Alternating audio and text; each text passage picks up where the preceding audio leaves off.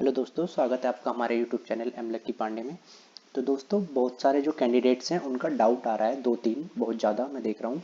वो डाउट आ रहा है पॉल्यूशन अंडर कंट्रोल सर्टिफिकेट को लेके। दूसरा डाउट आ रहा है एक्सपीरियंस सर्टिफिकेट को लेके।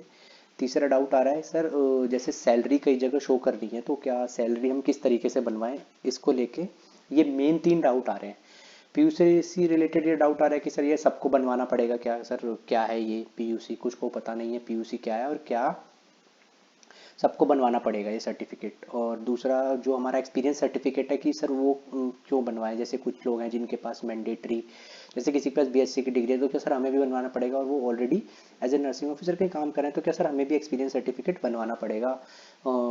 या कोई मैंडेटरी है एम्स की तरफ से, या और भी कोई ऐसा डॉक्यूमेंट है जिसमें प्रॉब्लम आ रही है। मैं कोशिश करूंगा पहले तो जो तीन डाउट है उन्हें क्लियर करने की, पीयूसी सर्टिफिकेट से रिलेटेड, एक्सपीरियंस सर्टिफिकेट से रिलेटेड स्टूडेंट के जो डाउट है उन्हें क्लियर करने की कोशिश करूंगा। बाय चांस और भी कोई पॉइंट या मेरे को याद आता है बीच में तो मैं वो सारे डाउट्स भी इसके अंदर लेके आपको क्लियर कर दूंगा। सबसे पहले हम देखते हैं पीयूसी सर्टिफिकेट क्या है। पीयूसी सर्टिफिकेट है पॉल्यूशन अंडर कंट्रोल सर्टिफिकेट। ये जो सर्टिफिकेट है ना, उन्हें चाहिए जो ऑलरेडी कहीं पे जॉब कर रहे हैं। ठीक है, जैसे एम्स के अंदर ऑलरेडी नर्सिंग ऑफिसर की जॉब कर रहे हैं, और एक्सपीरियंस सर्टिफिकेट चाहिए। मतलब अल्टीमेटली अगर आप इस समझे ना तो ये जेएनएम वाले स्टूडेंट्स को ही चाहिए। जो जेएनएम वाले स्टूडेंट्स हैं ना उनको चाहिए। क्यों? क्योंकि जैसा कि हम एडवर्टाइजमेंट में देख सकते हैं कि जो जेएनएम वाले बच्चे हैं उनको ही चाहिए। जो डिप्लोमा है उनके पास 2 इयर्स का एक्सपीरियंस होना चाहिए 50 बेडेड हॉस्पिटल का। ठीक है, यहाँ से आपका जो दूसरा वाला क्वेश्चन का डाउट था वो भी क्लियर हो जाएगा कि 50 बेडेड, तो ये सिर्फ और सिर्फ जेएनएम वाले स्टूडेंट्स को चाहिए। जेएनएम वाले जो स्टूडेंट्स हैं, जो जिन्होंने डिप्लोमा कर रखा है, जेएनएम कर रखा है, उनको 2 इयर्स का एक्सपीरियंस शो करना होता है, वो भी 50 बेडेड हॉस्पिटल में। ये कंपलसरी है, ये कंपलसरी है। जेएनएम वाले जितने भी स्टूडेंट हैं जो नॉर्सेट दिए हैं उनके लिए ये कंपलसरी है कि जो जितने भी जेएनएम वाले स्टूडेंट हैं उनको ये शो करना ही पड़ेगा 2 इयर्स का सर्टिफिकेट। तो जो 2 इयर्स का सर्टिफिकेट होता है ना, एक्सपीरियंस सर्टिफिकेट, उस सर्टिफिकेट के अंदर ही लिखा रहेगा कि जो आपका हॉस्पिटल है या जहां आपने ड्यूटी करी है वो जो है पोल्यूशन को मैनेज करता है सही तरीके से। वो सर्टिफिकेट वही हॉस्पिटल वाले बना के देंगे जहां से आपने एक्सपीरियंस गेन किया है। जो 50 बेडेड हॉस्पिटल जहां से आपने एक्सपीरियंस गेन किया है नर्सिंग का, वो वही आपको बना के देंगे। तो मतलब अल्टीमेटली आप सारे समझ गए होंगे और सबका डाउट क्लियर भी हो गया कि चाहे बीएससी स्टूडेंट है या पोस्ट बेसिक है, आप लोगों को किसी को भी पीयूसी सर्टिफिकेट नहीं देना है। क्योंकि आप लोगों के लिए जो मिनिमम क्वालिफिकेशन रखी गई है ना, वो यही रखी गई है कि सिर्फ आपके पास बीएससी नर्सिंग की डिग्री होनी चाहिए। उसके अलावा आई जो मतलब ऑफकोर्स आरएन नंबर वगैरह वो सब जो चाहिए होता है वो सब तो चाहिए, पर कोई एक्सपीरियंस सर्टिफिकेट या कोई पीयूसी सर्टिफिकेट आपसे नहीं मांगा जा रहा है। ये सिर्फ उन्हीं से मांगा जा रहा है जो एज एन जेएनएम करने के बाद ऑलरेडी एक्सपीरियंस, जिनको एक्सपीरियंस गेन कर रहे हैं ऑलरेडी, जिनको एक्सपीरियंस चाहिए इस जॉब के लिए 2 साल का, जेएनएम वाले कैंडिडेट्स के लिए, उनके लिए है ये चीज़। अब जो बीएससी पोस्ट बेसिक वाले जो स्टूडेंट्स हैं उनको भी नहीं चाहिए, क्योंकि उनके लिए भी जो मिनिमम क्वालिफिकेशन एम्स मांग रहे हैं वो बीएससी पोस्ट बेसिक मांग रहे हैं, तो उन्हें भी कोई ऐसा पीयूसी या फिर कोई भी तरीके का वो देने की जरूरत नहीं है। अब एक्सपीरियंस सर्टिफिकेट, जैसे कुछ बीएससी वाले बच्चे कह रहे हैं सर हम ऑलरेडी बीएससी कर रहे हैं, करके जो है ना जॉब कर रहे हैं, मतलब बीएससी करने के बाद ऑलरेडी जॉब कर रहे हैं, तो क्या हमें भी एक्सपीरियंस सर्टिफिकेट देना पड़ेगा? तो नहीं, आपके लिए मिनिमम क्वालिफिकेशन जो है ना वो सिर्फ बीएससी नर्सिंग रखी गई है। तो अगर आपने बीएससी नर्सिंग कर रखा है ना तो आपसे नहीं मांगेंगे वो कि आप अपना कहीं से भी जो आप जॉब कर रहे हो वहाँ का एक्सपीरियंस ला के दो। और आपको फालतू की ये चीज़ झमेला पालने की भी जरूरत नहीं है कि आप दिखाना चाहते हैं कि सर मैंने जॉब करी है। इससे कोई आपको एक्स्ट्रा वेटेज या कोई आपको एक्स्ट्रा बेनिफिट नहीं मिलने वाला है। कोई एक्स्ट्रा वेटेज, कोई बेनिफिट नहीं मिल रहा है, तो इसलिए आप इन झमेले में ना पड़े कि भाई मैं भी एक्सपीरियंस सर्टिफिकेट शो कर देती हूँ या कुछ ऐसा हो जाएगा। ऐसे कोई भी कंपल्सन नहीं है। अगर आपके पास बीएससी नर्सिंग की डिग्री है और या पोस्ट बेसिक की डिग्री है तो आपको कुछ भी एक्सपीरियंस सर्टिफिकेट शो करने का जरूरत नहीं है। वो एक्सपीरियंस सर्टिफिकेट सिर्फ और सिर्फ जेएनएम कैंडिडेट्स के लिए ही है जिन्हें 2 इयर्स का एक्सपीरियंस मिनिमम 50 बेडेड हॉस्पिटल में, और क्लियरली उस पर मेंशन होना चाहिए आपका नाम, जो आपने जिस हॉस्पिटल से किया है वो, और कितने टाइम पीरियड। और वो टाइम पीरियड का भी बहुत आ रहा था तो मैं बता दूं टाइम पीरियड एग्जैक्ट, जो टाइम पीरियड देखिए यहाँ पे जैसे आपका टाइम पीरियड आ रहा है ना, जैसे हमें फॉर्म कब रिलीज हुआ था, फॉर्म की डेट क्या है हमारे पास, जब रिलीज हुई थी 16/10/2000, तो ये 16/10/2021 से पहले आपने जो है, उससे पहले आपके 2 साल पूरे हो चुके होने चाहिए। हाँ समझिए, मतलब ये आपके 16/10 मतलब 16/9 तक में आपके ऑलमोस्ट 2 साल पूरे हो जाने चाहिए, तब आप इसके अंदर 2 साल का एक्सपीरियंस लगा सकते हैं। प्लस स्टार्टिंग कब से होनी चाहिए, तो जब से आपका आरएन नंबर आपके मिल गया है, मतलब जब आपका आरएन नंबर आपके हाथ में आ गया ना, उस ड्यूरेशन से लेके और ये ड्यूरेशन आपको काउंट करना है। अगर वो 16/10 तक अगर आपको 2 साल हो जाते हैं तो वो 2 साल आपका माना जाएगा, साथ में 50 बेड, और उस पर मेंशन होना चाहिए कि 50 बेडेड हॉस्पिटल के अंदर इन्होंने एज ए नर्सिंग प्रैक्टिस 2 साल से एक्सपीरियंस गेन किया है।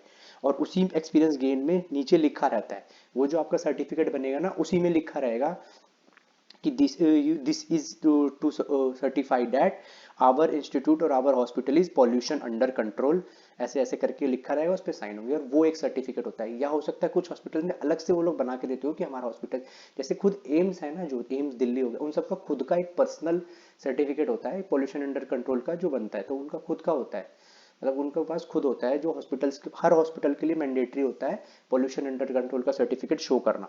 तो आपको वो अपने हॉस्पिटल से जहाँ से आपने एक्सपीरियंस गेन किया ना, वो वहाँ से आपको बहुत ईजिली मिल जाएगा। आप वहाँ से उसको ला के और यहाँ पे शो कर सकते हैं, कोई दिक्कत नहीं होगी, उसको अपलोड करके दिखा सकते हैं कि सर मैंने 50 बेडेड हॉस्पिटल में काम किया है, और वो जो है पॉल्यूशन अंडर कंट्रोल मैनेजमेंट का सर्टिफिकेट भी होल्ड करता है। बस ये दिखाने के लिए मेन है, ठीक है।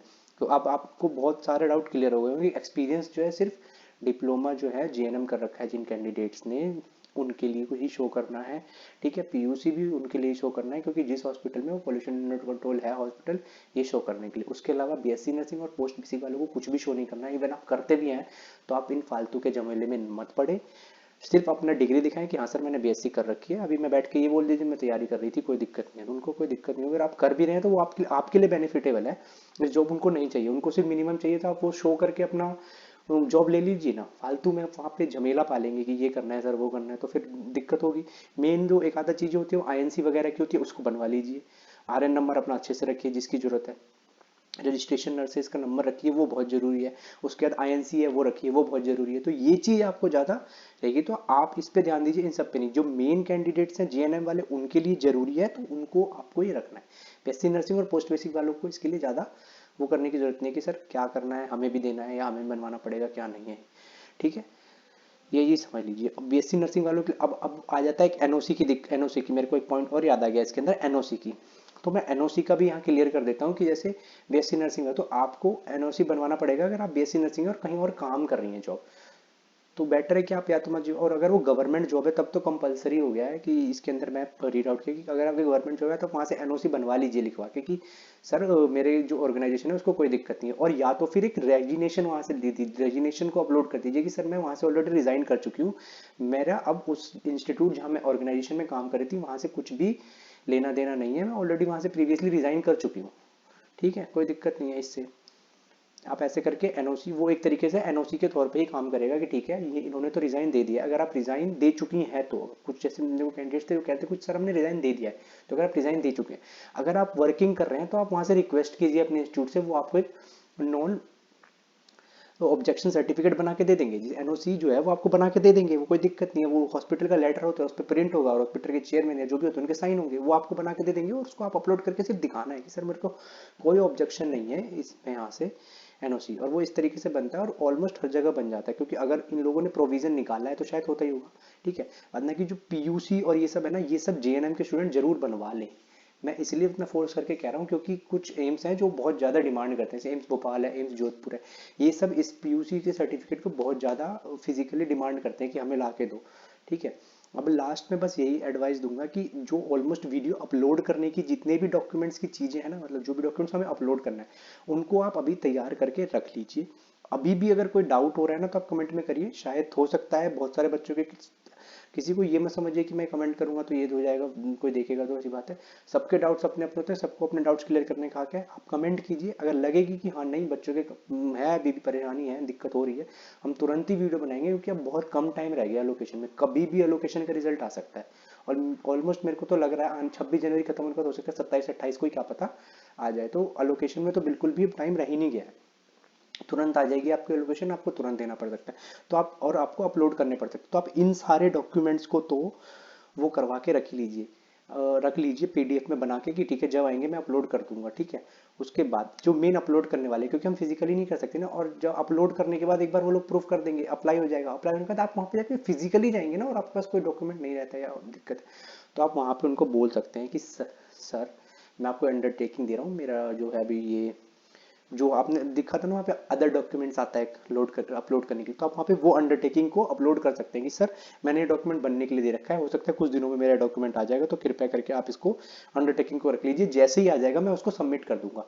इससे क्या होगा कि आपकी सीट पोजीशन भी फिक्स हो जाएगी, ना कोई आपकी सीट ले सकता है, आपकी जॉब भी फिक्स हो जाएगी, अलॉटमेंट भी हो जाएगा, ना कोई दिक्कत होगी, ना कोई परेशानी होगी आप लोगों को, और आराम से आप वहाँ जॉब कर सकते हो। जैसे ही सर्टिफिकेट आपका बन जाता है वो अब वहाँ जाके सबमिट कर दीजिए, इससे कोई दिक्कत परेशानी नहीं होगी। तो एक अंडरटेकिंग से लिख के देने से शायद आपकी बहुत सारी प्रॉब्लम्स को सॉल्यूशन निकल जाएगा। तो इसलिए किसी भी चीज़ के लिए डॉक्यूमेंट के लिए परेशान होने की जरूरत नहीं है, कोशिश करें। इसलिए हम पहले से ही काफ़ी टाइम जब से नोट सेट आए तब से हम वीडियो बना के डाल रहे हैं कि सारे बच्चों के जो है ना सारी चीज़ें डाउट्स क्लियर रहें शुरू से, ताकि उनको लास्ट टाइम में हौच पौच ना करें।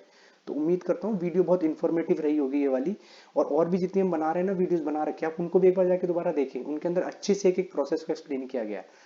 तो इसीलिए कि आप लास्ट टाइम में हड़बड़ी ना करें, कोई गड़बड़ी ना करें, अच्छे से एलोकेशन प्रोसेस में पार्टिसिपेट कर लें। तो उम्मीद करता हूँ वीडियो बहुत अच्छी लगी होगी आपको। फिर भी कोई डाउट है, अभी भी कोई दिक्कत नहीं है, पर्सनली मैसेज करना चाहते हैं आप एम लक्की पांडे हमारी आईडी है इंस्टाग्राम पे, उस पर मैसेज करके आप हमसे पूछ सकते हैं। और भी अगर कोई डाउट रह गया, दिक्कत रहती है, तो आप कमेंट सेक्शन में भी लिख सकते हैं, हम कोशिश करेंगे वहाँ भी रिप्लाई दे। नहीं दे पाए तो हम जरूर एक वीडियो बना के ही आपको अलग से बताएंगे। वीडियो कैसी लगी जरूर बताइएगा, और लाइक शेयर और कमेंट जरूर करिएगा। Thank you.